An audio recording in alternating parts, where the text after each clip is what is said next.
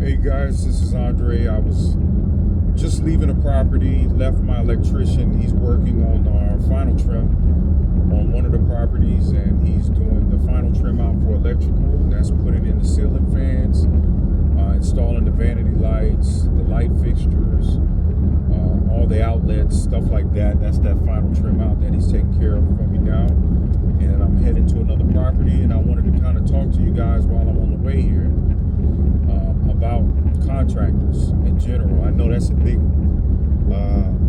topic, especially for investors and new investors.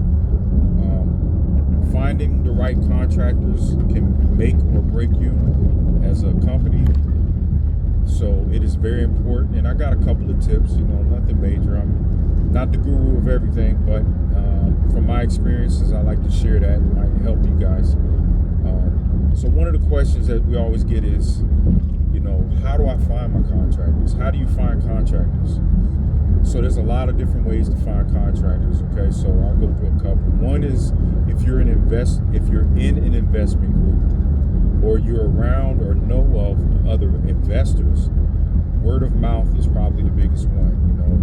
Find out who your investor friends or your investor group, who they recommend, who they've worked with, and they've already vetted them, so they can tell you whether their prices are good, if the quality is good, their strengths, their weaknesses. So one is always going to be, see if you can't network with other investors and get just word of mouth recommendations from them. Another way, probably the most common way, is just go to Home Depot or Lowe's. When you go to Home Depot or Lowe's, you're going to see in the parking lot, especially in the pro parking lot, you're going to see a lot of trucks, vans with their wraps on them, their phone numbers, what they do, their company name, all of those things. Literally, when you go to Home Depot or Lowe's, take pictures of those things. I take pictures of the trucks that I see, the vans I see. You never know when you're going to need them, but just take a picture of the truck and what they do and their number, contact information. When you're in the store, if you're looking for plumbers or you're looking for electricians and you see a team of electricians or plumbers or whoever in the store, step up to them, reach out to them, tell them you're an investor in the area and you're interested in trying to find new contractors. Hopefully they have a card with them, or you can just put their phone number in your phone and save it under contractors. And so that's another way to meet contractors, is from Home Depot or Lowe's, or just when you're driving. When I'm driving, every time I see a truck or a van in front of me or beside me that's a contractor, don't get in an accident, but I literally would take my phone out, snap a picture of it, and keep it.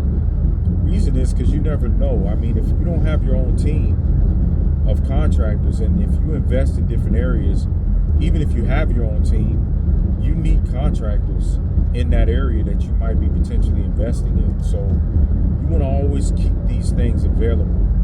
That's one way of doing it. A couple of ways of doing it. Others, just Googling them.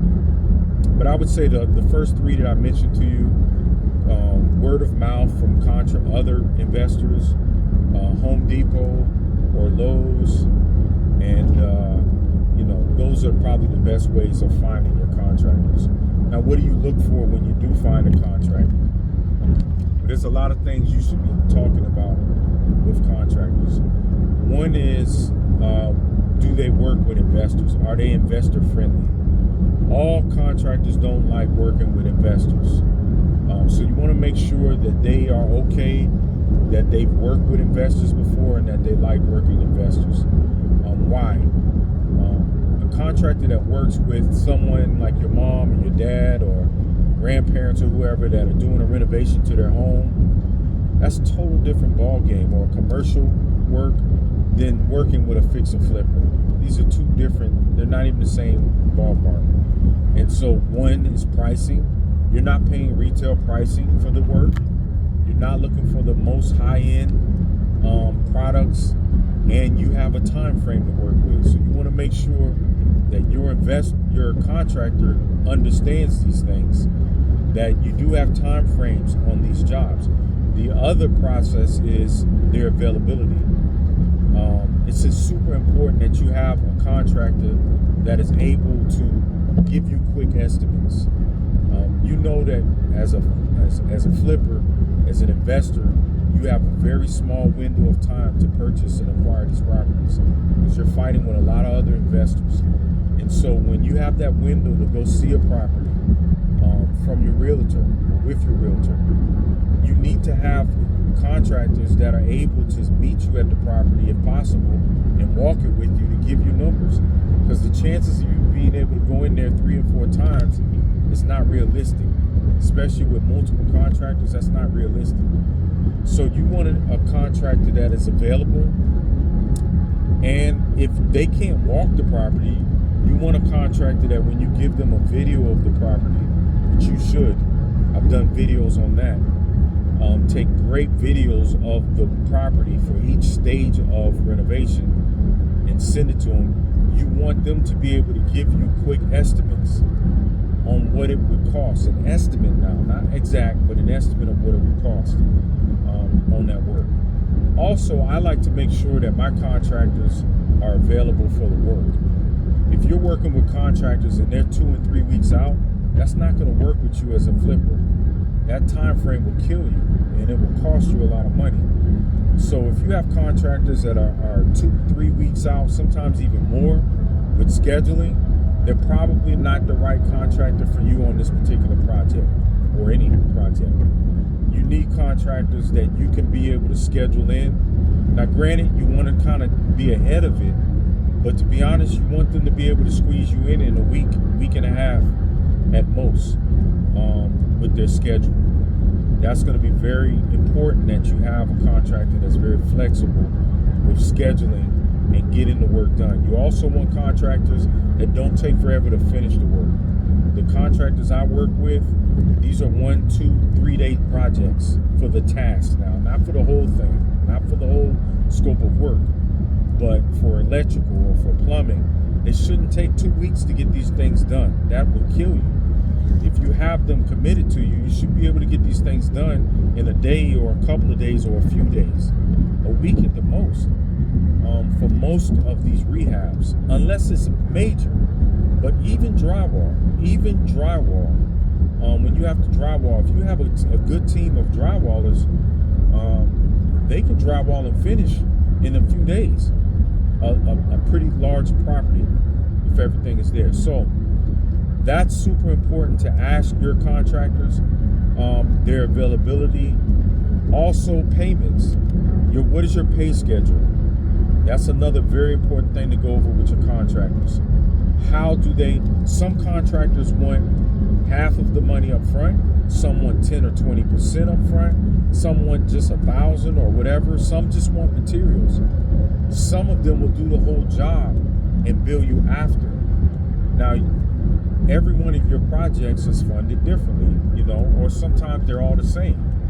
But depending on how you fund your rehabs, it's important that your contractor know how you pay, what your pay schedule is.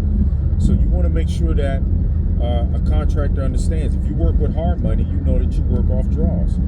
So they need to understand the draw process. How many days after completion of work is it going to take for them to get paid? If you're working out of your pocket, if you have a budget that you can have, readily available, you want to let them know, I'll give you this amount up front, and this is what I'll pay you when you're completed on the job. Go over your pay schedule, what fits into your business model with your contractors. Don't wait until after the work to start talking about money. Do that first. Make sure they're not the type of contractors that nickel and dime you every time they come out. I personally don't like that, and I won't work with contractors that every time they come out, they see a little something out of the blue or out of the scope of work, and they charge you for it every time. They lose a customer like me. I like contractors, and you should too, that if something comes up, which it always will, if something comes up that wasn't in the scope of work within reason, they'll take care of it, and they're not going to break the bank because it came up and try to make extra money off of you of every little extra thing that is done. So that is important, and you'll learn that after working with these contractors over a period of time. You'll start weeding out the ones that don't fit this bill. Another thing you want to look at with them, are they licensed? Are they insured? It's important that they be licensed and insured. especially your plumbers, your electricians, your HVAC technicians. It is super important, your framers, because you're going to need on a lot of these projects to pull permits. You're going to need to pull permits, and you need a licensed contractor to pull those permits. You don't want to pull them yourself. You want them to pull them. You want them to use their license. You want them to be insured, because if something happens on site that's their fault, their insurance will cover it. So you want them to be insured. And plus, it's a good selling point when you're listing the property. It's a good selling point that you use licensed professional contractors to do the work. Every purchaser or buyer wants to know that licensed contractors did that job. So that's important that you have license. Now, here's one that you don't hear about a lot, but it's important.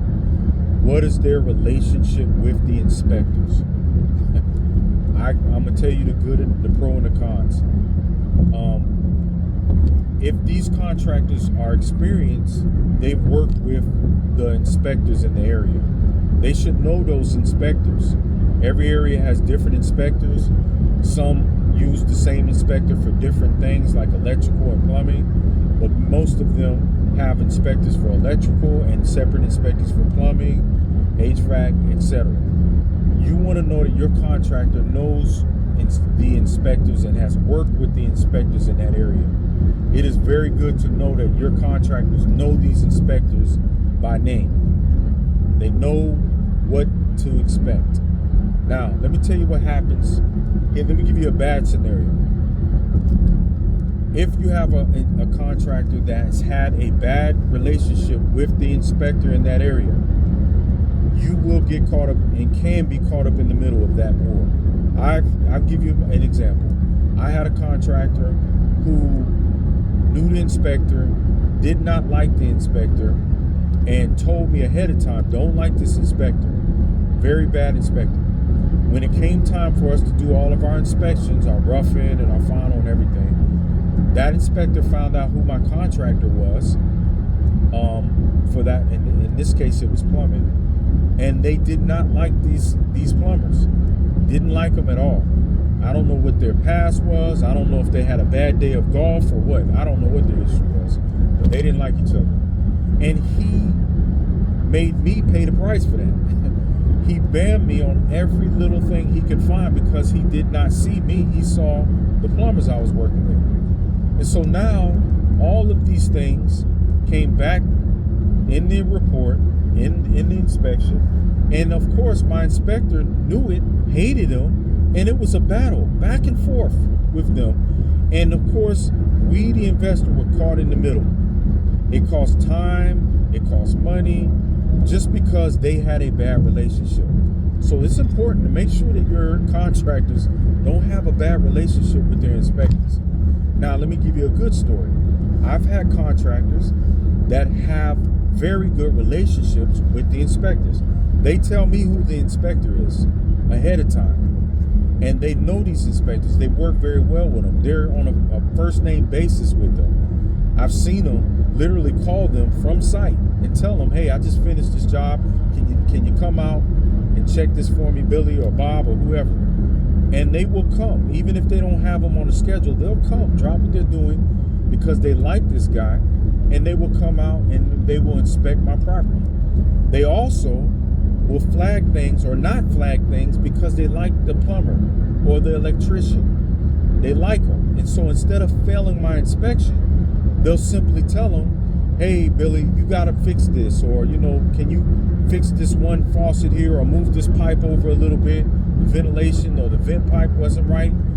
And they will tell them, instead of failing the inspection, they'll pass the inspection, but tell them, get that fixed before they come in and do the final. And I love that because now they have solved the problems without having to reschedule another inspector to come back out. I also like in contractors that they have foresight. If they know the inspectors, they know what the process is, they know ahead of time what's going to work, what's not going to work. I love when my contractors tell me, hey, Andre, I know this isn't in your scope, but I know this particular inspector, and he's going to make us move this pipe over a little bit. Or I know that he's going to make us make this valve or change these lines out a little bit. I know they're going to do it. Or they'll tell us, hey, we don't need to worry about that. I know this inspector. They're not going to look at that. We're good. I love when my contractors have the foresight to tell me these things. I love it. And so basically what that does, save us a lot of time and a lot of money. And it basically just lets me know they know what they're doing. You know, we're the investors. We're not the pros. We're not the professionals. They're the experts at what they do. And so when they know what they're doing, they save us a lot of time and a lot of money. And so these are just some things, just some quick tips on investors. On contractors. When you find your contractors, you want to keep them. You want to build a team. You don't want to have to use different contractors on every project. It is great when you have your own team because price doesn't fluctuate. You know the quality that they bring. They know that you pay well. They know they're not getting on you about paying because they know you're good for it. And they look more on the long term than the short term. Contractors, please don't try to nickel and dime an investor in the beginning, or you might not get their work again after. So it's better to take a hit on the first project to get more projects than to try to make all your money on the first one and never get called back. That's just a tip for you guys as the contractors. So guys, that's about as much as I want to add right now. Hopefully that helped you. I know I've learned through many mistakes and still learning. But when you find the good contractors and you have a good team, it makes your job and your life a lot easier. Hopefully this will help you. God bless you. And hopefully if you guys want to hear more from us, just subscribe. And as these videos come up, hopefully they'll be able to help you through your journey. Good luck, 2025. God bless.